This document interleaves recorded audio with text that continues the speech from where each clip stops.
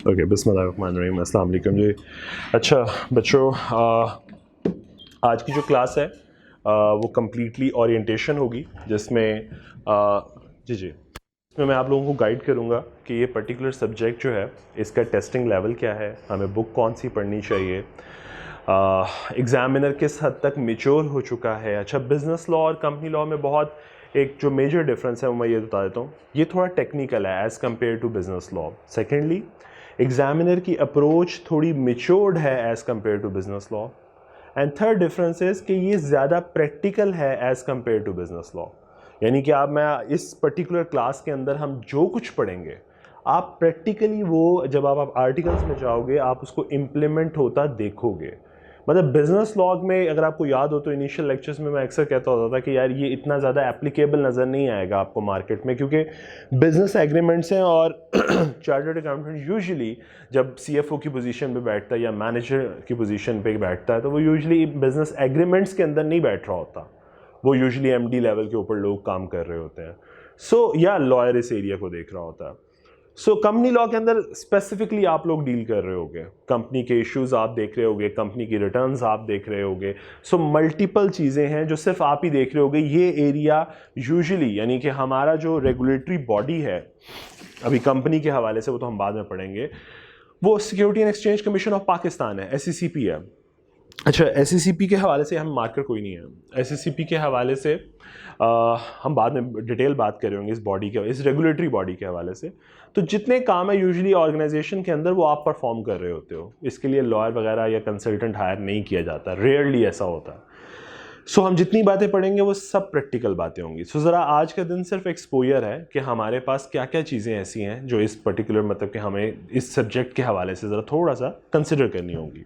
अच्छा, brief introduction की मेरे ख्याल है ज़रूरत नहीं है, थोड़ा सा बता देता हूँ फिर भी। इंडस्ट्री आर्टिकल्स थे, इंडस्ट्री आर्टिकल मेरे firm article plus industry exposure total 8 years का है। मैंने एज एक्स CFO के तौर पे काम किया, मैंने बताया भी हुआ शायद पहले।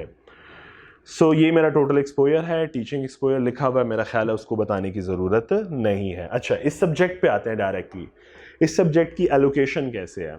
अच्छा, total 100 marks obviously, MCQs 15 marks के, ठीक है। और पूरे बुक में से टोटल आपके पास चैप्टर जो हैं, अगर मैं बात करूं तो टोटल 12 चैप्टर्स हैं। 12 चैप्टर में से मिक्सिंग MCQs के लिए कोई क्राइटेरिया नहीं, मैं कहूं इस चैप्टर से आते हैं या इस चैप्टर से आते हैं, ऐसा कुछ नहीं है। MCQs के 15 मार्क्स आप साइड पे कर दें तो रिमेनिंग बचे 85 मार्क्स। 85 मार्क्स में से डिस्क्रिप्टिव और case studies. Descriptive 40%, 60% case studies. अच्छा, एक बात का ख्याल रखना है कि ICAP इस वेटेज को चेंज करता है, कभी 30-70 कर देता है, कभी 35-65 कर देता है, मतलब वो रोटेट करता है बिटवीन 30 to 40%, और सिमिलरली यहाँ पे 60 to 70%। मतलब उसका मूड हुआ है कि नहीं केस स्टडी एक दो और होनी चाहिए अच्छी, तो वो एक दो केस स्टडीज डाल देगा, तो उस केस में फिर वो 70% केस स्टडी पे चला जाएगा, 40% नहीं, फिर 30% डिस्क्रिप्टिव टेस्टिंग होगी। बात समझ पा रहे हो? उसके हवाले से अगर आप गौर करो तो मैंने उसकी कैलकुलेशन, एक इजी सी कैलकुलेशन लिख दी कि 85 का 40%, 34 मार्क्स डिस्क्रिप्टिव है और 51 मार्क्स अप्रॉक्सीमेटली केस स्टडीज है, ठीक है। अच्छा, अब मैंने एक चीज आखिर में एक लाइन लिखी हुई है कि प्लानिंग एंड राइटिंग स्किल बहुत इंपॉर्टेंट है। अच्छा, अगर मैं इसको मजीद करना चाहूं तो मुझे कह देना चाहिए कि planning is most important, is the most important tool, planning. अगर आप अपना क्वेश्चन प्लान नहीं करोगे तो डेफिनेट बात है आप उसका आंसर नहीं कर पाओगे। अच्छा, बिजनेस लॉ के केस में आप लोग बिजनेस लॉ कर रहे हो, इसलिए मैं आपको साथ साथ बिजनेस लॉ का गाइडेंस दे रहा हूँ। बिजनेस लॉ के केस में ज़रा इजी होता था काम, आप प्लान नहीं भी करते थे कई दफ़ा, तो आप ग्रैब कर लेते थे एग्जामिनर को और आप मूव कर जाते थे। यहाँ पे आप किसी क्वेश्चन को आंसर नहीं कर पाओगे प्रॉपरली जब तक आप उसको प्लान नहीं करोगे। प्लानिंग मैं सिखाऊंगा कि प्लानिंग करनी कैसे है। अच्छा, को बहुत रॉकेट साइंस नहीं है। अच्छा, वहाँ पे हम लोग एक और तरीका यूज़ करते थे, प्रोविजन ऑफ लॉ, देन आप उसको लिंकेज करते थे, देन कंक्लूजन लिखते थे। यहाँ पे भी सिनेरियो वही है, लेकिन यहाँ पे हमें उस तरह ज़रूरत नहीं पड़ती इन वर्ड्स को याद रखने, क्योंकि हमें आदत पड़ गई होती है इस तरीके से लिखने की कि हमें लिंकेज क्रिएट करनी है और हमें अल्टीमेटली, अच्छा यहाँ पे प्रोविजन ऑफ लॉस सेपरेटली लिखने की ज़रूरत नहीं पड़ेगी, आप लिंकेज के साथ ही इसको लिंक कर रहे होगे, प्रोविजन सेपरेटली ज़रूरत नहीं पड़ेगी यहाँ पे उस तरीके से। अच्छा सो मैं ये कह रहा हूँ कि मेरे मुताबिक अगर मुझसे पूछा जाए, मेरे एक्सपोजर के मुताबिक, टीचिंग एक्सपोजर, तो इस पेपर के अंदर सबसे ज़्यादा इंपॉर्टेंट चीज़ प्लानिंग है। आपकी जितनी अच्छी प्लानिंग होगी उतनी अच्छी एग्जीक्यूशन होगी। बल्कि मैं यूं कहता हूं कि देखो एक चीज़ तो मैं बार बार पहले भी सिखाता होता था कि 2 रीडिंग्स रिक्वायर्ड है, ऐसा ही है, ये तो मैं पहले भी बड़ी दफ़ा सिखाता था कि क्वेश्चन ज़रूरी है किसी भी पेपर में, प्रोफेशनल पेपर के अंदर शायद ये बेवकूफ़ी कंसिडर की जा सकती है कि आप 2 दफ़ा अगर क्वेश्चन को नहीं पढ़ते, क्योंकि आप एग्जामिनर को पकड़ ही नहीं पाते कि वो कहाँ पे डाइवर्ट करना चाह रहा है, कहाँ पे आपको ट्रैप करने की कोशिश करे, आप नहीं पकड़ पाओगे जब तक 2 रीडिंग्स नहीं करोगे। अच्छा प्लानिंग में क्या है, फॉर एग्जाम्पल एक क्वेश्चन आया आपके पास से, मैं एज्यूम करता हूँ क्वेश्चन नंबर 2 है, ये से फॉर एग्जाम्पल इसके मार्क्स हैं 4, मैं एज्यूम कर रहा हूँ, आप क्या करते हो, आप अपना वो फॉर्मूला यूज करते हो 1.8 का या 2 का मैक्सिमम, ठीक है, और आप क्या कहते हो कि यार मैंने इसे 7 से 8 मिनट के अंदर मैंने इसे सॉल्व कर देना है, राइट, ऐसा ही है, आप इसके मैक्सिमम टाइम बनाते हो 8 मिनट्स, अज्यूम कर रहा हूँ 2 के से मल्टीप्लाई कर लिया, 1.8 से नहीं किया मैंने, मैथ्स मेरा कमजोर है तो मल्टीप्लाई होना नहीं फिर मुझसे। सो 8 मिनट्स के अंदर मुझे इसको सॉल्व करना है, तो मैं आपको सिर्फ ये समझाना चाह रहा हूँ कि इस पेपर के अंदर आपको 8 मिनट्स में से अगर 4 मिनट्स इसकी प्लानिंग पे लग जाए ना तो कोई बुरी बात नहीं है। अगर आपको 4 मिनट सिर्फ क्वेश्चन को रीड आउट करने में, उसके आंसर को प्लान करने में लग जाए, कोई बुरी बात नहीं है, बल्कि अच्छी बात है कि आपने अच्छे तरीके से प्लान कर लिया। याद रखना जब आपने एक दफा प्लान कर लिया ना तो एग्जीक्यूशन बहुत आसान है, फिर तो आप अपना दिमाग बंद करोगे और आप लिखना शुरू कर दोगे, फिर वो जो रिमेनिंग 4 मिनट्स है ना उसके अंदर एग्जीक्यूशन हो जाएगी, एग्जीक्यूशन हो जाएगी। मेरी बात समझ आ रही है? अब स्टूडेंट क्या करता है, स्टूडेंट देखता है 8 मिनट्स और उसके हाथ पांव कांपने शुरू हो जाते हैं और वो कहता है मैं जल्दी से कुछ लिख दूं। फिर एक और ह्यूमन प्रेशर होता है कि आप साथ वाले को देख रहे होते हो एग्जाम में बैठे कि वो उसने तो लिखना भी शुरू कर दिया, अब ये भी नहीं गौर करते कि हो सकता है वो डिस्क्रिप्टिव क्वेश्चन लिख रहा हो, वो केस स्टडी डील ही ना कर रहा हो और आप केस स्टडी डील कर रहे हो। सो डिस्क्रिप्टिव के केस में शायद ये फॉर्मूला इतनी प्लानिंग ज़रूरत ना पड़े, मैं इस बात की भी चले सर्टिफिकेशन कर देता हूँ कि शायद प्लानिंग की इतनी ज़रूरत ना पड़े। स्ट्रेट फॉरवर्ड बात पूछिए तो शायद आपको फ़ौरन क्लिक कर जाए कि करेक्टरिस्टिक्स पूछी हैं, कंडीशंस पूछी हैं, कुछ भी पूछा है आप फ़ौरन लिख दोगे, वो मसला नहीं है, वो ठीक है, उसमें प्लानिंग ना भी हो तो आपको पता है यहाँ पे मेमोराइज किया हुआ मटीरियल मैंने कॉपी पेस्ट करना है तो आई विल डू दैट, ठीक है। लेकिन मैं बात कर रहा हूँ स्पेसिफिकली केस स्टडी के अंदर, जहाँ पे आपको उसने केस देना और आपको कहना है चलें आप सोचें, उसने आपके लिए सोचने के लिए नंबर रखे हुए हैं। और अच्छा चलें इस पर अभी थोड़ा सा और लेटर ऑन आगे बात करता हूँ कि सोचने के लिए एग्जामिनर ने क्या वाकई नंबर रखे हुए हैं? जी बिल्कुल रखे हुए हैं। रिसेंट आप अपनी 2 अटेम्प्ट्स उठा के देखो, रिसेंट 2 अटेम्प्ट्स, यानी कि मैं बात कर रहा हूँ कि जब ये सब्जेक्ट 2 अटेम्प्ट पहले कैफ 3 का सब्जेक्ट था, ओल्ड स्कीम का, ऐसे ही है, तो 50-50 थे दोनों, 50 में वो बिजनेस लॉ पूछ लेता था आपसे और 50 मार्क्स का वो आपसे कंपनी लॉ पूछ लेता था। बेटा वो रिस्ट्रिक्टेड था, वो इस पर्टिकुलर बाउंड्री की वजह से आपसे बहुत ज्यादा टेक्निकल नहीं हो पाता था, उन एरियाज में नहीं जा पाता था जिन एरियाज को वो टेस्ट करना चाहता था, ठीक है। उसने मैनेज करने होते थे 50 मार्क्स और 50 में से भी 15 तो शायद एमसीक्यूज में चले जाते थे, उसे बेचारे को 35 मार्क्स के अंदर अंदर आपसे कुछ पूछना होता था और फिर वो 2-3 चैप्टर्स का सहारा लेके उनमें से पूछ लेता था। बात समझ पा रहे हो? अब कैसा नहीं है, अब कैफ 3 के बाद 2 अटेम्प्ट्स आई हैं कैफ 7 की, ऐसे ही है जी। एक अटेम्प्ट थी आपकी मार्च 2022 और एक अटेम्प्ट आई है अभी रिसेंटली जो अभी आप लोग ने दी है, जो कि आपने बिजनेस लॉ वगैरह या किसी और कॉम्बिनेशन की दी होगी, तो इन कुछ बच्चों ने ये अटेम्प्ट, ये 2 अटेम्प्ट्स आई हैं। इन 2 अटेम्प्ट्स को अगर आप उठाते हो और पिछली कैफ 3 की अटेम्प्ट्स उठाते हो तो आपको एक ड्रास्टिक एग्जामिनर अप्रोच में एक ड्रास्टिक चेंज नजर आता है। एग्जामिनर ने कहा अच्छा अब आया मैं खेलने, अब मुझे पूरा मैदान मिला खेलने के लिए, और वो साथ ही उतना टेक्निकल हो गया जितना वो होना चाहता था। उसने फौरन से पहले अपनी अप्रोच को चेंज कर लिया, उसने फौरन से पहले अप्रोच को बहुत ज़्यादा प्रैक्टिकल कर दिया कि भाई प्रैक्टिकल अप्रोच में आंसर करो। अब होता क्या है,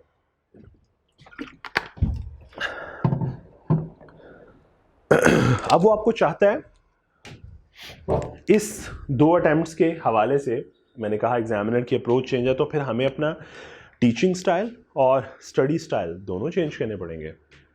और मैं एक्सपेक्ट करता हूँ ये अप्रोच आगे भी चलती रहेगी, उसकी रीज़न बता देता हूँ।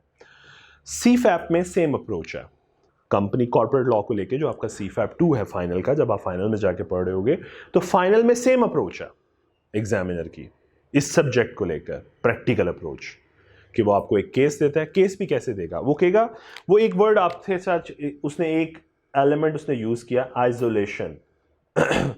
इसमें मत रखो अपने आप को बॉक्स में रख, एक कहते हैं ना जी कि out of the box answer करना चाहिए। वो चाहता है कि आप बॉक्स में आंसर ना करें। लाइक आप लोग अकाउंटिंग का पेपर देके आते हो, आप देखते हो कि एक ही क्वेश्चन के अंदर मल्टीपल अकाउंटिंग स्टैंडर्ड टेस्ट हो रहे होते हैं। ऐसा है कई दफ़ा डेडिकेटेड क्वेश्चन होता है, और समटाइम्स मल्टीपल स्टैंडर्ड्स एक ही पर्टिकुलर क्वेश्चन के अंदर टेस्ट हो रहे होते हैं। वो क्या होता है, वो आपको कहता है भाई आउट ऑफ बॉक्स आओ और अब ऑल ओवर स्टैंडर्ड्स में से मुझे एक आंसर करो। अब एग्जामिनर इस सब्जेक्ट के साथ भी वही चाह रहा है कि अब आप खाली डायरेक्टर के चैप्टर में बैठ के मुझे डायरेक्टर के बारे में मत बताएं, आप मुझे 2-3 चैप्टर्स में से जहां से मैं पूछना चाह रहा हूं, आप मुझे वो बात बताएं। आपका आंसर जो है वो स्प्रेड हो ओवर 2-3 चैप्टर्स। नो डाउट मैं ये नहीं कहूँगा कि डिफ़िकल्टी लेवल बहुत हाई हो गया कि अब स्टूडेंट अटेम्प्ट नहीं कर सकता, नहीं, ऐसी बात नहीं है। वो बस चाहता है कि आप लोग खाली अपने आप को कन्फाइन ना कर दो एक चैप्टर में, मुझे मल्टीपल चैप्टर से लाइक अ प्रोफेशनल आंसर करो कि आपके जहन में क्या क्या बात आती है। आपके जहन में इन्वेस्टमेंट के हवाले से कोई सेक्शन आता है, वो रेलिवेंट है, वो भी मेंशन करो। आपको डायरेक्टर के हवाले से कोई सेक्शन समझ आ रहा है, आपको लगता है ये भी रेलिवेंट है, वो भी मेंशन करो। सो वो इस तरह चाह रहा है, स्केटर्ड इन्फॉर्मेशन। आइसोलेशन में आंसर नहीं चाहता वो, यहां तक वो आइसोलेशन में आंसर चाहता था। वो आपसे डायरेक्टर पूछता था, आपसे चीफ एग्जामिनर, मैंने एक चैप्टर के अंदर कन्फाइन करता था अपने आप को। अब वो कन्फाइन नहीं करता, ठीक है। सो हम जब पढ़ रहे होंगे तो हम कोशिश करेंगे कि हम तमाम चैप्टर्स को आपस में लिंक करके चलें। वैसे तो ऑटोमेटिकली लिंक होते चले जाएंगे, लेकिन याद रखेंगे कि अच्छा कोई बात ऐसी आ गई तो पीछे से भी क्लिक हो सकता है। ऐसा नहीं है खाली इसी चैप्टर में से ही आंसर क्लिक होगा। अभी वो कोशिश कर रहा है कि वो ऐसे सिर्फ एक आधे क्वेश्चन के साथ करता है, सबके साथ नहीं करता, ठीक है। अच्छा, कुछ चीज़ें जो शायद मैं इसको थोड़ा सा बड़ा करने की कोशिश करता हूँ, अगर ये इजीली। अच्छा जी, राइटिंग स्किल को इम्प्रूव करने का आसान तरीका वही पुराना मेथड, असाइनमेंट दिया करूँगा और चेक किया करूँगा, ठीक है जी। और कि जो भी क्वेश्चन दूंगा अगले दिन क्लास में डिस्कस हुआ करेगा पास पेपर का, और यूजुअली हम उसको डिस्कस किया करेंगे कि इसको अटेम्प्ट कैसे करना है, ठीक है। अब एक और चीज़ बताता चलूँ कि 2 अटेम्प्ट पहले जाऊँगा तो एग्जामिनर की अप्रोच चूँकि डिफरेंट है, तो क्वेश्चन जो क्राइटेरिया होगा, वो जो डिफ़िकल्टी लेवल है वो ज़रा थोड़ा कम होगा, ईज मिलेगी सवाल सॉल्व करने में। लेकिन जो ही इन अटेम्प्ट्स के क्वेश्चंस पे आऊँगा तो आपको फील होगा कि यार कोई ड्रास्टिक चेंज आया, ये तो बड़ा मुश्किल सा सवाल है, इसने क्या पूछने की कोशिश की है। लेकिन हमने अब इस अपने आप को इन अटेम्प्ट्स के अंदर, यानी मैं ये कहना चाह रहा हूँ कि हमारे लिए ये जो 2 अटेम्प्ट्स हैं ये बहुत रेलेवेंट हैं, हम इनको लाजमी कर रहे होंगे, ठीक है। इसको हम टॉपिक वाइज कवर कर लेंगे, जो टॉपिक आगे चलता जाएगा साथ साथ हम ये पास पेपर ख़त्म कर चुके होंगे, यानी जो ही कोर्स कंप्लीट होगा ये पास पेपर्स कंप्लीट हो चुके होगा, ये रह गया होगा, ये लास्ट में कंप्लीट करेंगे। Is that clear? अच्छा, कुछ बातें मैंने ऑलरेडी इसमें से बता दी हैं। अच्छा, ऑनलाइन के लिए जो ऑनलाइन स्टूडेंट्स हैं, व्हाट्सएप ग्रुप होगा, आप लोग उसमें कम्युनिकेट कर रहे होंगे। ऑनलाइन के लिए मैं रिक्वेस्ट कर रहा हूँ, ठीक है, और 24 आवर्स के अंदर मैं रिप्लाई कर रहा हूँ उसका। अच्छा, कॉमन इश्यूज क्या है? मैंने जैसा कहा, unplanned answer, jumpy sentences, sentences structure unarranged, selection of incorrect provision of law. अब गलत प्रोविजन सेलेक्ट कर ले तो ये बातें मैं डिस्कस कर चुका हूँ, ठीक है। इनकरेक्ट प्रोविजन सेलेक्ट कर लेते हो, वो बात लिखनी ही नहीं थी जो आपने सेलेक्ट कर ली। आपको लगा कि ये आपने इन्वेस्टमेंट से आंसर करना है, वो कहता है नहीं भाई ये तो इन्वेस्टमेंट का क्वेश्चन ही, मैं तो रिलेटेड पार्टी पूछा, ठीक है। तो गलत प्रोविजन ऑफ लॉ सेलेक्ट करने के चांसेस हाई होते हैं, ठीक हो गया। और एक चीज और यहीं पे बताता चलूं, मैंने बड़ी दफा पहले भी शायद एक बात पे बहुत जोर देता हूं, exception to the provision of law, कि प्रोविजन ऑफ लॉ के अंदर ही लिख दिया जाता है एक्सेप्ट दैट, और वहां पे रिलैक्सेशन दे दी जाती है। मतलब कि फॉर एग्जांपल आप कंपनी को कहा जाएगा आपने ये काम नहीं करना, साथ लिख दिया जाएगा एक्सेप्ट दैट। यानी कुछ लोगों को, कुछ कंपनीज को, अभी हम टाइप्स ऑफ कंपनीज भी पढ़ेंगे, टाइप ऑफ बिजनेसेस भी पढ़ेंगे, वो लेक्चर 1 में पढ़ेंगे, ठीक है। समझाना ये चाह रहा हूं कि कुछ कंपनीज को रिलैक्सेशन मिल जाएगी, कुछ स्टेटस को रिलैक्सेशन मिल, कुछ पर्सन्स को रिलैक्सेशन मिल जाएंगी। तो रिलैक्सेशंस कहां पे नजर आ रही होंगी हमें? एक्सेप्शंस में। फिर कई दफा होगा कंपनी को किसी चीज से रोका जा रहा होगा, कहा खबरदार तुमने ये नहीं करना, और साथ ही लिखा होगा एक्सेप्ट दैट, यानी इजाजत है। सो एग्जामिनर इसको बहुत एंजॉय करता है, इस चीज को, एक्सेप्शंस में से क्वेश्चन बिल्ड कर देता है कि स्टूडेंट पहले प्रोविजन ऑफ लॉ को रिकॉग्नाइज करे, फिर उसकी एक्सेप्शन में आए, और फिर एक्सेप्शन की कंडीशंस को देखे, और फिर फैसला करे कि केस स्टडी का आंसर क्या होगा। जो स्टूडेंट ब्लाइंडली फौरन से पहले विदाउट रीडिंग, विदाउट प्लानिंग फौरन जंप करेगा आंसर पे, तो वो एक्सेप्शन की कंडीशन को जहां पे मिस करेगा वहां पे उसका आंसर गलत हो जाएगा। लाइक सपोज मैं एक छोटी सी एग्जांपल दे देता हूं आप लोगों को। जैसा फॉर एग्जांपल एक वर्ड बार बार वो यूज करेगा, माइनर चाइल्ड। सपोज कि फॉर एग्जांपल वो कहेगा कि सपोज कंपनी का जो चीफ एग्जीक्यूटिव है उसका माइनर चाइल्ड, वो ये काम कर सकता है। सपोज जब क्वेश्चन आया होगा तो शायद वो उसका माइनर चाइल्ड ही नहीं होगा, मेजर होगा। अब किसी स्टूडेंट ने अगर कंडीशंस को ध्यान में नहीं रखा तो वो फौरन से पहले गलत आंसर लिख रहा होगा। बात समझ पा रहे हो? समझाना ये चाह रहा हूं कि एक्सेप्शंस की जितनी कंडीशंस होती हैं,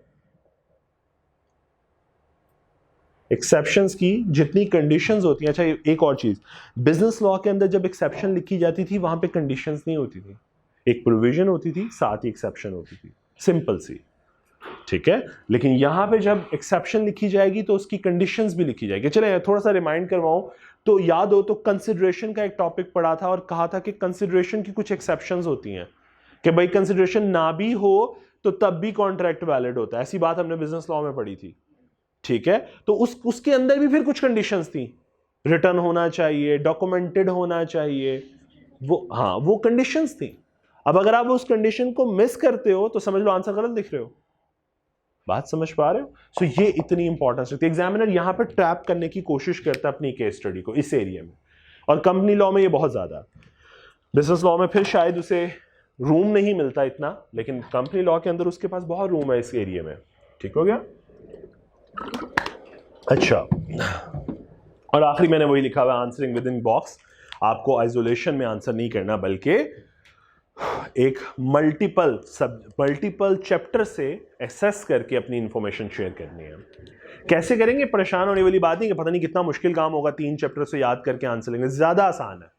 इंटरलिंक करके ही पढ़ेंगे तो डेफिनेटली, लिंकेज में पढ़ेंगे तो लिखना भी आसान होगा। यानी मैं कोशिश करूंगा आप लोगों के साथ कि आप लोगों को जब पढ़ा रहा हूं तो साथ साथ पीछे से जो रेलिवेंट एरिया लिंक होता है आप लोगों को मेमोराइज करवाऊं कि ये देखें पीछे हमने ये बात पढ़ी थी, ताकि आप लोगों को लिंकेज समझ आए कि कैसे लिंक करना है। ठीक है, अच्छा जी। देन हम अपनी नेक्स्ट स्लाइड की तरफ चलते हैं। बुक कौन सी पढ़नी है जी? आईकैप की स्टडी डेस्क पढ़ेंगे, लेकिन एडिशनल में मैं कॉपियर के पास चैप्टर वाइज क्लास नोट्स रखवा दिया करूंगा। मैंने एक एफर्ट की हुई है, मैं आपके साथ शेयर भी कर लेता हूं, बल्कि कि हम लोग क्लास में इस पर्टिकुलर कंपनी लॉ को, चूंकि मैंने जिस तरह कहा कि एग्जामिनर की अप्रोच चेंज हो चुकी है, तो हमें अपनी अप्रोच को थोड़ा सा मॉडिफाई करना होगा और अच्छी अप्रोच के पास आना होगा ताकि लिंकेज क्रिएट करें। मैंने पूरे, सॉरी ये रिप्लेस नहीं हुआ, चेंज नहीं हुआ, अच्छा एक मिनट, इसको बंद करना पड़ेगा। ओके जस्ट अ मिनट, इसको हम बंद ही कर लेते हैं 2 मिनट के लिए, ताकि हम इसको देख सकें कि ये कैसे ऑपरेट करता है।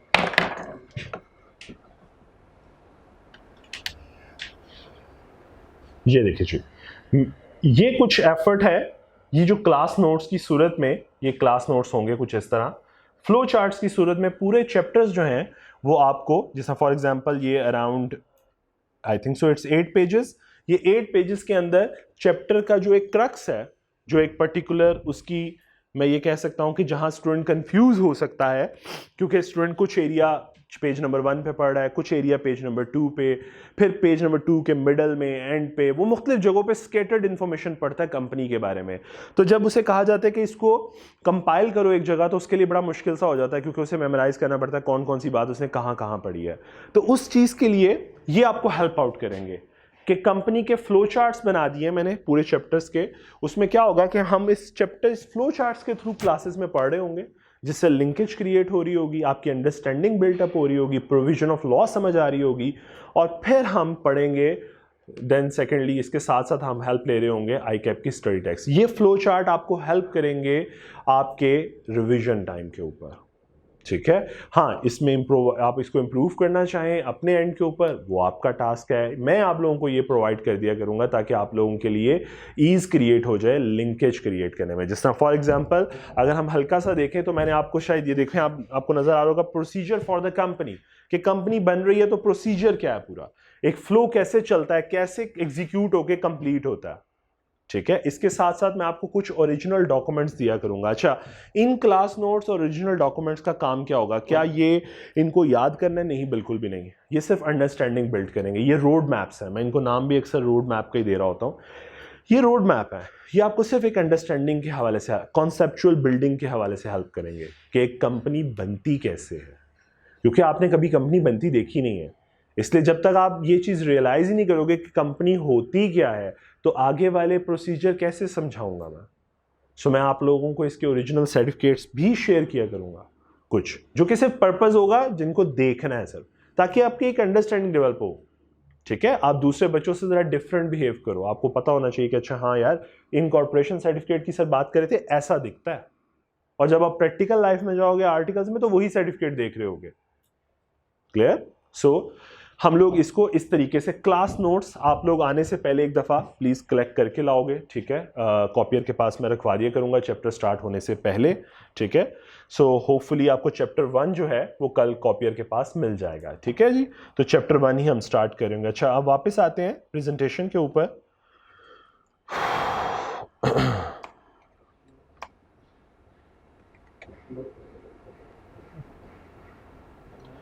अच्छा जी,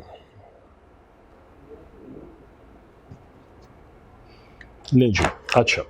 सो हम पढ़ ICAP की स्टडी टेक्स्ट से रहे होंगे, ठीक है। मेमोराइजेशन के लिए हम वहाँ का सहारा लेंगे, क्लास नोट्स कॉन्सेप्चुअल बिल्डिंग के लिए इस्तेमाल करेंगे, ठीक है। उसके साथ साथ मैं कुछ सर्टिफिकेट्स, कुछ चीज़ें, डॉक्यूमेंट्स जो थे ओरिजिनल वो शेयर किया करूँगा, लेकिन वो सिर्फ अंडरस्टैंडिंग के लिए होंगे, उनको याद नहीं करना, उनको कुछ भी नहीं, वो एक्स्ट्रा मटीरियल भी नहीं है, वो सिर्फ क्लास तक की हद तक अंडरस्टैंडिंग मटीरियल है, ठीक हो गया। ICAP एग्जामिनर को ना, लास्ट टाइम हमारी काउंसिल मेंबर से बात हो रही थी, तो ICAP एग्जामिनर को क्लियर इंस्ट्रक्शंस हैं कि आपने पेपर बिल्टअप करते हुए आपने ICAP की स्टडी टेक्स्ट को सामने रखना है। ये क्लियर इंस्ट्रक्शंस हैं। ये इसकी बहुत बड़ी रिफ्लेक्शन इस बार आपको आपके पेपर्स में नज़र भी आई होगी। कुछ MCQs ऐसे भी आए हैं जो कि स्ट्रेट फॉरवर्ड ICAP की लाइन्स की, बुक की लाइन्स थे। ऐसा था कि नहीं था? तो वो आपको रियलाइज करवा रहा है कि जब उसके सामने पेपर आता है, जब पेपर सेटअप करने लगता है, तो वो ICAP की स्टडी टेक्स्ट को सामने रखता है। सो पहली चीज़ कि ICAP की स्टडी टेक्स्ट हमारे लिए एक फुल फ्लैज कंटेंट रखती है, क्योंकि ICAP ने उससे बाहर जाना नहीं, तो हमारे लिए वो फुल फ्लैज। अच्छा, और दूसरा, क्लास नोट्स उसको सपोर्ट करेंगे उसको समझने के लिए। डन? क्लियर होगी बात? शुरू में हमारी पेस बहुत कम रहेगी भाई, याद रखना। शुरू में चैप्टर है, डेफिनेशंस मोस्टली उसके अंदर कवर्ड होती हैं चैप्टर 1 के अंदर। जब हम वो अंडरस्टैंडिंग बिल्ड कर रहे होंगे तो पेस बहुत कम होगी। हो सकता है सारे दिन के अंदर सिर्फ हम एक लेक्चर के अंदर हम सिर्फ एक डेफिनेशन पढ़ रहे हो। सो परेशान नहीं होना कि हमारी स्पीड इतनी स्लो क्यों है, क्योंकि ये कंपनी लॉ है। यहाँ पे मैं आपको शुरू में ही उस पेस पे कभी लेके नहीं जा सकता, क्योंकि जब तक मैं आपको ये रियलाइज़ नहीं करवा दूंगा कि बिजनेसेस की टाइप्स क्या हैं, हम जिस बिजनेस के बारे में पढ़ रहे हैं उसको रेगुलेट कैसे किया जाता है, उसके अंदर फर्दर कितनी टाइप्स हैं, शेयर होल्डिंग स्ट्रक्चर्स क्या होते हैं, किस तरीके से कंपनी ऑपरेट करती है, पैसा कैसे इकट्ठा करती है, इन्वेस्टमेंट्स कैसे करती है, बोरिंग्स कैसे करती है, तो बात की बातें होगी ना। तो पहले तो मुझे समझाना पड़ेगा ना कि कंपनी क्या होती है। सो कंपनी के ऊपर मैं टाइम इन्वेस्ट करूंगा, क्योंकि कंपनी की डेफिनेशन समझना ही टेक्निकल है, क्योंकि कंपनी इटसेल्फ एक नेचुरल पर्सन नहीं है, ये एक आर्टिफिशियल पर्सन है। बात समझ पा रहे हो मेरी? सो सो ICAP एग्जामिनर की वजह से मैं ये समझता हूँ कि ICAP, और ICAP ने जो इससे पहले जो CAP 3 की बुक थी ना, उस पर मेरी बहुत रिजर्वेशंस थी, लेकिन जब से इन्होंने स्प्लिट किया CAP 4 और CAP 7, तो दोनों बुक्स को एक अच्छे तरीके से कंपाइल किया, नॉलेज को, कंटेंट को अच्छे तरीके, तो इसलिए उसके बाद से मैं कोशिश करता हूँ कि नहीं यार ICAP की बुक बेस्ट है इसके हवाले से। हाँ, गलती और एक और अच्छा काम जो ICAP ने किया हुआ है, डेफिनेटली आप लोगों ने बिजनेस लॉ पढ़ा, प्रैक्टिस क्वेश्चन पास पेपर है। तो इनफैक्ट जो आप अपने प्रैक्टिस क्वेश्चन सॉल्व कर रहे होंगे, तो इनफैक्ट आप अपने पास पेपर्स को सॉल्व कर रहे होंगे। Is that clear? अच्छा, प्रैक्टिस क्वेश्चन पास पेपर रीसेंट अटेम्प्ट मार्च 2022। अच्छा, ये एक आई थिंक सो नहीं, मैं कोशिश करूंगा कि मैं आपको इस पर्टिकुलर बुकलेट के साथ जब कॉपी पर रखवाऊँ, तो जो आपका ये वाला पेपर है मार्च 2022 का, उसके साथ क्लब करवा दूं, ताकि जो हम पढ़ते जाएं साथ साथ, मैंने जिस तरह कहा कि मैं ये वाला पेपर जो है आपको क्लासेस के साथ ही कंप्लीट करवा दूंगा, ताकि आप लोगों को ये पता हो कि एक अप्रोच क्लियर हो जाए। और ये मैं आपको एक बार और मजेदार बात बताऊं, ये पेपर बहुत टेक्निकल था, इससे ज्यादा टेक्निकल था। ये फर्स्ट अटेम्प्ट थी हालांकि, after CAP 4, after splitting paper, ठीक है, पासिंग रेशो भी कम थी, पासिंग रेशो भी मैं शेयर करता हूं। सो ये हालत है, ठीक है। सो इसको हम जब कर रहे होंगे तो हमें आइडिया हो जाएगा कि अच्छा एग्जामिनर की अप्रोच क्या है, और अब हमने इसी अप्रोच को फॉलो करना है। हम इसको भी थोड़ा स्टडी कर, क्योंकि हम पास पेपर तो पुराने भी कर रहे होंगे, तो हम इस अप्रोच को भी पढ़ रहे होंगे एग्जामिनर की, इसको भी पढ़ रहे होंगे, लेकिन फोकस हम इसको करेंगे अपने स्टडी के हवाले से, ताकि हम पढ़े ही उस अंदाज से जिस अंदाज से आंसर करना है। बात समझ आ रही है? ओके। अच्छा, इसके साथ ही ये जरा देखते हैं, ओल्ड स्कीम के अंदर जो पासिंग रेशो थी दैट वाज 30%, जब ये स्प्लिटिंग से पहले था, और ये जो मार्च 2022 वाली अटेम्प्ट थी, इसकी पासिंग रेशो थी 22%, ड्रॉप डाउन फ्रॉम 30% टू 22%, जबकि इसके बरक्स अगर मैं बिजनेस लॉ की बात करूं तो वो 30% से 40% पे चला गया था, पासिंग रेशो बढ़ गई थी, इंप्रूव हो गई थी, यहां पे ड्रॉप हुई है। सो ये पेपर काफी टेक्निकल था। अच्छा, टेक्निकल भी नहीं था, मैं इसके बारे में यूं कह सकता हूं कि एग्जामिनर ने अपनी अप्रोच चेंज की, टीचर्स या जितने भी फैकल्टी मेंबर्स हैं उनके जहन में ऐसी चीज शायद क्लिक नहीं की होगी कि अप्रोच चेंज हो सकती है इतनी ड्रास्टिकली, क्योंकि ICAP ने कुछ बताया नहीं, लेकिन उसने अपनी अप्रोच चेंज कर ली। तो यस, ये भी इंपैक्ट है एक इस पर्टिकुलर ड्रॉप डाउन रिजल्ट का। Is that clear? ये बात भी समझ आ गई? अच्छा, और आफ्टर द चेंज मैंने वही बातें लिखी हुई हैं स्कीम में चेंज के बाद ये पेपर ज्यादा डिफिकल्ट हो गया। रीजन मैंने बता दिया, जिस तरह कि सिलेबस तो कम हो गया, बिलीव मी, इन्होंने कुछ चैप्टर्स निकाले तो नहीं, एडिशन ही किए 1-2 चैप्टर्स का, लेकिन इतना कम सिलेबस है कि 12 चैप्टर टोटल सिलेबस है। 12 चैप्टर कोर्स खत्म कराना चाहे तो बहुत जल्दी खत्म होता है, इवन कि बिजनेस लॉ के भी 18 चैप्टर है।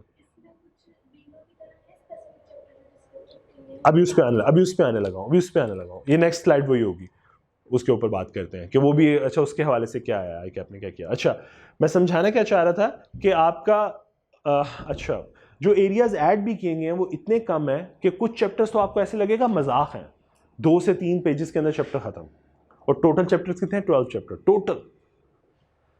बात समझ आ रही है? टोटल 12 चैप्टर्स, 18 चैप्टर्स हैं। बिजनेस लॉ इससे ज्यादा लेंथी है, मैंने कहा लेंथ में बिजनेस लॉ ज्यादा है, कंपनी लॉ की लेंथ कम है, सिलेबस की कंटेंट कम है, लेकिन कंटेंट टेक्निकल है, समझना होगा, ठीक है? बहुत मुश्किल नहीं है। अच्छा, मैं यहां पे अभी कंक्लूड नहीं कर सकता क्योंकि मल्टीपल ओपिनियंस हैं। कुछ बच्चों को कंपनी लॉ अच्छा लगता है, कुछ को बिजनेस लॉ, कुछ को लगता है कंपनी लॉ बहुत मुश्किल है, और कुछ वाकई एंजॉय करते हैं कंपनी लॉ पढ़ते हुए। क्यों? क्योंकि उनको लगता है बहुत एप्लीकेबल है, प्रैक्टिकल है, बातें हमें समझ आती हैं, नजर आती हैं। बिजनेस लॉ में वो प्रैक्टिकल नजर नहीं आता था। बात समझ आ रही है चीजें? अच्छा जी, तो मैंने ये बातें ऑलरेडी कर ली कि एग्जामिनर की जो अप्रोच है वो मैच्योर हो गई है बहुत ज्यादा, ठीक है, और पेपर थोड़ा सा टेक्निकल हो गया। अब उस बेटी के पॉइंट पे आने लगा हूं कि क्या डिस्क्रिप्टिव एरिया, जिस तरह बिजनेस लॉ के अंदर डिफाइंड था कि यार इन चैप्टर्स में से, जिस तरह मुझे अभी भी याद है, चैप्टर 1 हो गया, चैप्टर 16, 17, 18 हो गया, ये वो चैप्टर्स होते थे जिनमें से डिस्क्रिप्टिव आपका टेस्टिंग हो जाती थी और आपको पता होता था कि यार ये चैप्टर तैयार कर लो तो 34 मार्क्स तो मैं अपने सिक्योर कर सकता हूं। लेकिन इस केस में, इस पर्टिकुलर कंपनी लॉ के केस में ऐसा कुछ नहीं है। अच्छा, मैंने ये कंटेंट एलोकेशन बनाई है, देखो course outline and marks allocation March 2022, यानी इस पेपर की, कि जरा आपको दिखा सकूं कि किस चैप्टर में से कितना कंटेंट और कितने मार्क्स का कंटेंट आया। ठीक है, सो अगर आप गौर करो तो डिस्क्रिप्टिव देखो, ये टोटल डिस्क्रिप्टिव है। ठीक है, इसको काउंट करके देख लो, 9 और 8 17 अप्रॉक्सीमेटली, और 10 हाँ 10 अप्रॉक्सीमेटली। ठीक है, और 27 और 30 अप्रॉक्सीमेटली, जिसमें 27 30 अप्रॉक्सीमेटली 30 मार्क्स का डिस्क्रिप्टिव है। लेकिन किस किस चैप्टर से आया देखो, चैप्टर 3 से, chapter 12, chapter 1, chapter 4, chapter 11 scattered. Examiner की एक और अप्रोच है जो मैं आपको शायद गाइड करना चाह रहा हूं यहां पे। एग्जामिनर जिस चैप्टर का सवाल, उसकी अप्रोच फिलहाल जो क्या है, जो इन 2 अटेम्प्ट्स में नजर आती है, रिफ्लेक्ट होती है, वो जिस चैप्टर का डिस्क्रिप्टिव क्वेश्चन पूछता है उसी चैप्टर का प्रैक्टिकल क्वेश्चन भी साथ ही पूछता है। ये उसकी अप्रोच रही है। जैसा फॉर एग्जांपल ये देखो, अगर आप गौर करो इस चैप्टर, इस पेज में शायद नजर आए, एक मिनट मैं लेट मी सी, ये देखिए चैप्टर क्वेश्चन नंबर 7, डिस्क्रिप्टिव कितने मार्क्स का, 8 मार्क्स का, केस स्टडी कितने की, 8 मार्क्स की, किस चैप्टर से, चैप्टर 12 से। सो उसकी अप्रोच ये रही है कि वो जिस चैप्टर से डिस्क्रिप्टिव पूछ रहा है उसी चैप्टर से साथ ही केस स्टडी भी पूछ रहा है। मार्क्स की कोई रेंज नहीं है। अच्छा, यहाँ पे बिजनेस लॉ की तरह 4 मार्क्स तक लिमिट नहीं है, ये केस स्टडी में अपग्रेड भी जा सकते। देखो आपको नजर आ रहा है 10 मार्क्स का भी क्वेश्चन आया हुआ है, ये देखो। बिजनेस लॉ या कंपनी लॉ, इससे अगली 11 o'clock बेटे, 12 o'clock, 12:05 बैठ सकते हैं बेटे, कोई मसला नहीं है।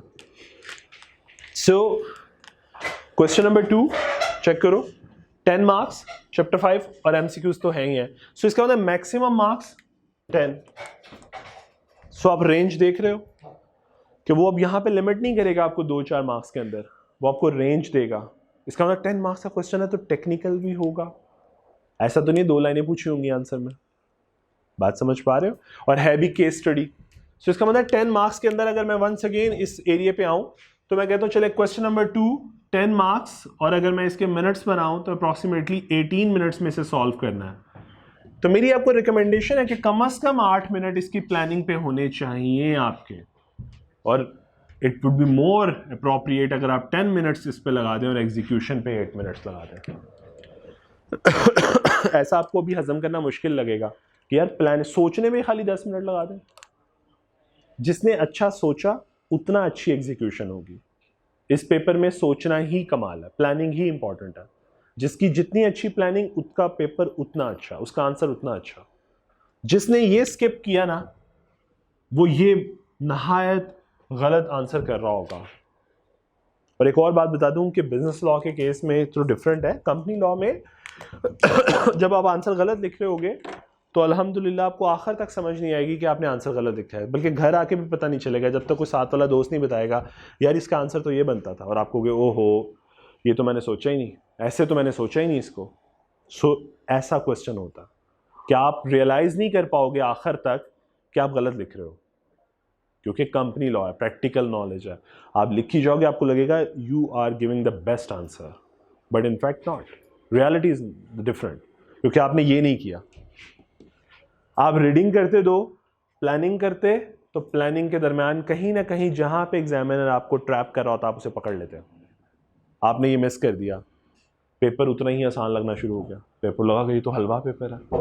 ठीक है, मुझे याद है बिजनेस फाइनेंस डिसीजन के पेपर के अंदर फाइनल के पेपर के अंदर आई वाज गिविंग अटेम्प्ट, तो मुझे लगा कि इससे आसान पेपर तो हो ही नहीं सकता, और मैंने 90 का अटेम्प्ट किया शायद। बाहर निकल के जिस स्टूडेंट रिव्यूज देते हैं कि भाई कितने का अटेम्प्ट हुआ, तो पता चला किसी ने 50 का सॉल्व किया, किसी ने 60 का। तो I was feeling very confident कि यार ये तो क्या बात हो गई, तो 90 का सॉल्व हो गया। तो पता लगा वो सारे पास हो गए, सिर्फ मैं ही फेल हुआ हूँ। रीज़न कि मुझे ट्रैप समझ ही नहीं आए।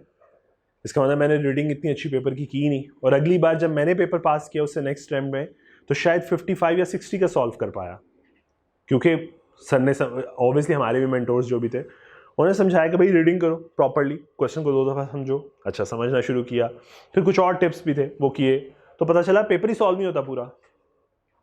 सो ये पेपर इस हवाले, अच्छा पेपर सॉल्व क्या होगा, सॉल्व में प्रॉब्लम आएगा, टाइम इशू आएगा, नहीं ऐसा नहीं है, पेपर बहुत ब्रीफ है, 9 क्वेश्चन है टोटल मैक्सिमम। इसमें कितने 11 इस पेपर में और इससे अगले में 11, सॉरी जी 11 क्वेश्चन है, सॉरी 9 कह रहा हूँ, 11 क्वेश्चन है, पेपर आसान है। जब आप लिखना शुरू करोगे प्रैक्टिकल क्वेश्चंस को केस स्टडी के अंदर, लिखना ज्यादा नहीं पड़ता, सोचना ज्यादा पड़ता। आपने एक दफा अलाइन कर लिया कि आप क्या क्या काम करोगे कंपनी के अंदर, ये एक पर्टिकुलर ट्रांजैक्शन है, सपोज ऐसे है कि मैं मिस्टर एक्स के साथ ट्रांजैक्शन करना चाह रहा हूं, मेरा बिजनेस, मेरी कंपनी किसी मिस्टर एक्स के साथ ट्रांजैक्शन करना चाह रही है। आप गाइडलाइन दें please, being a company secretary, guideline advice करें जरा। आपने जब एडवाइस करनी है ना तो हार्डली 4 या 5 पॉइंट्स होने हैं मैक्सिमम, कि यार 5 पॉइंट ये स्टेप्स फॉलो करो और ये ट्रांजैक्शन कर लो, दैट्स ऑल। उस 5 स्टेप्स के 10 मार्क्स होंगे। सोचने के नंबर थे कि आप कैसे उस ट्रांजैक्शन को एग्जीक्यूट करोगे। Got my point? अच्छा नेक्स्ट पेपर का जरा रिफ्लेक्शन देखें तो ये सितंबर जो करंट अभी अटेम्प्ट, रीसेंट अटेम्प्ट है, बच्चे देकर आए हैं, वो कुछ इस तरह है। चैप्टर 1 और 3 देखो मिक्स करके उसने पेपर बनाया। चैप्टर 11, 8, 3, 9, 12, 9, 3, 11, 10, 7। कोई सिमेट्री नहीं है, ऐसा कुछ नहीं है कि मैं कहूं इस चैप्टर से ज्यादा पेपर आते हैं। हाँ मैं ये कह सकता हूं कि चैप्टर 2 और चैप्टर 3 जो डायरेक्टर और चीफ एग्जीक्यूटिव है, इसके बगैर पेपर नहीं बन सकता। हाँ मैं ये कह सकता हूं कि वहां से 20-25 मार्क्स टेस्ट होते हैं, जिसे चैप्टर 2 और चैप्टर 3 का नाम दिया जाता है, ये मैं कह सकता हूं। लेकिन मैं ये कह दूं कि इन चैप्टर से इतना पेपर आएगा, नहीं, ये नहीं कह सकता। ये इस पेपर में पॉसिबल ही नहीं है। हाँ ये तो एक बहुत कॉमन टेक्निक है कि वो यूं करता है कि जिन चैप्टर्स को उसने पिछली बार मिस किया होता है, अगली बार उन चैप्टर के आने के चांसेस ब्राइट है, और जिन चैप्टर को टेस्ट किया है वो भी आ सकते हैं। ऐसा नहीं है कि वो जो चैप्टर टेस्ट के लिए वो आएंगे नहीं। जैसा फॉर एग्जांपल लास्ट टाइम उसने कौन से चैप्टर्स को मिस किया, हमें उसकी रिफ्लेक्शन अगले में नजर आ रही होगी। देखो 1 है, 2 नहीं है, 3 है, 4 है, 5 नहीं है जी, 5 है बल्कि 6 नहीं है, 6, 7 मिस किया उसने, ठीक है, और साथ उसने 9 मिस किया, 6, 7 और 9। तो अगली बार आपको 7 की रिफ्लेक्शन भी नजर आ रही है, 6 की अभी भी नजर नहीं आई, ठीक है, 9 की रिफ्लेक्शन भी नजर आ रही है, सॉरी, सो 7 और 9 की रिफ्लेक्शन। मतलब जिन अटेम्प्ट्स को वो मिस करता है, जिन चैप्टर्स को, अगली बार वो उन चैप्टर्स को टेक्निकली टेस्ट करना उसकी मजबूरी है, ठीक है, इग्नोर नहीं करता। तो ये एक हैबिट, प्लस जिन चैप्टर को वो टेस्ट करता है उनको दोबारा भी टेस्ट करता है, ऐसी बात नहीं है। जैसा चैप्टर 3 आपको पहली अटेम्प्ट में भी नजर आएगा, पिछली वाली में, चैप्टर 3, ठीक है, question number 3, chapter 3, chapter 3, chapter 3, chapter 3 कौन सा है, डायरेक्टर, उसके बगैर सवाल नहीं बन सकता। जैसा मैंने कहा कि 2 इंपॉर्टेंट चैप्टर हैं, चैप्टर 2, चैप्टर 3 एंड चैप्टर 12। ये 3 चैप्टर्स हैं जिनको यूज किए बगैर या जिनको इस्तेमाल, जिनमें से टेस्टिंग किए बगैर एग्जामिनर नहीं रह सकता। लेकिन मैं ये नहीं कह रहा कि इन्हीं में से बस पेपर आएगा, बाकी में से नहीं आएगा। स्केटर्ड 12 के 12 चैप्टर करने पड़ने हैं, ठीक है। वंस अगेन कंटेंट बहुत थोड़ा है, परेशान होने वाली बात नहीं है। ले जी, आई थिंक यही बस मैक्सिमम था जो मैंने आप लोगों के साथ डिस्कस करना था इस पर्टिकुलर सब्जेक्ट के हवाले से। बुक मैंने आपको बता दी है कि ICAP की बुक होगी, स्टडी टैग आप बेशक यहाँ से कॉपियर से कॉपी ले लें उसकी अवेलेबल, या अगर आपको किसी और फॉर्म में भी अवेलेबल है तो आप किसी दोस्त से हेल्प मिल जाए। कोई चेंज कोई नहीं आया, फिर भी बेहतर है, रिसेंट अगर ले लें तो ज़्यादा बेहतर है। चेंज कोई नहीं है ख़ास उसमें। और सेकेंडली क्लास नोट्स मैं चैप्टर स्टार्ट होने से पहले एग्जाम अपने आपके कॉपियर के पास रखवा दिया करूँगा, आप वहाँ से वो कलेक्ट कर लोगे आने से पहले, ठीक है। वो फिर पूरे चैप्टर तक वही रहेंगे, जैसा वो 7 पेजेस हैं, 8 पेजेस हैं, 10 पेजेस हैं, फिर वही रहेंगे, वो चेंज नहीं होंगे, ठीक है। मैं प्रोजेक्टर का सहारा लिया करूँगा उन फ्लो चार्ट्स को समझाने के लिए, लेकिन हमारे पास शायद 1-2 दिन तक रूम चेंज हमारे प्रोजेक्टर अवेलेबल नहीं है हमारे पास, हमारी शादी हॉल अभी बने हुए हैं, लेकिन ये है कि ये चीज़ें जल्दी रिजॉल्व हो जाएंगी। अच्छा, इसके अलावा आपको कोई क्वेश्चन है तो प्लीज़ ज़रूर डिस्कस करो मुझसे, दैन हम इसको क्लोज करते हैं, वाइंड अप करते हैं जी। कोई क्वेश्चन इस सब्जेक्ट को लेकर? नो, अंडरस्टैंडिंग हो गई है कि पेपर कैसा है, कैसे आना है। चलो आई थिंक इसको फिर क्लास को क्लोज करते हैं। अल्लाह ताला आप सबको आसानी अता फरमाए। Thank you ji.